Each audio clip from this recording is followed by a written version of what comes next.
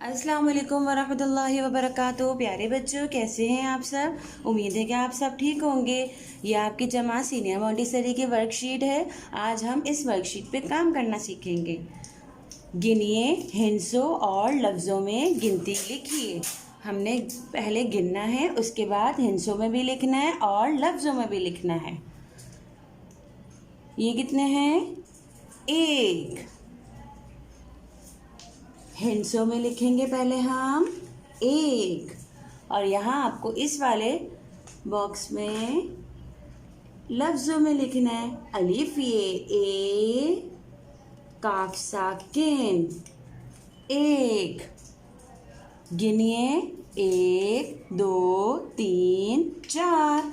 अब यहाँ आपको हिंसों में लिखना है 4।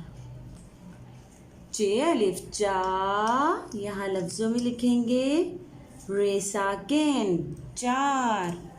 गिनिए 1 2। हिंसों में लिखेंगे 2। यहाँ लफ्ज़ों में लिखेंगे दाल वाओ 2। गिनिए 1 2 3 4 5। यहाँ हिंसों में लिखेंगे 5। यहाँ लफ्ज़ों में लिखेंगे पे अलिफ पा, नून चे साकिन 5। गिनिए 1 2 3। हिंसों में लिखेंगे 3।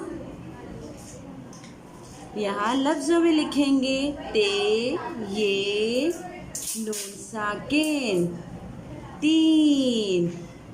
प्यारे बच्चों, आप सब ने भी इसी तरह हिंसों में भी लिखना है और लफ्ज़ों में भी लिखना है। अल्लाह हाफ़िज़।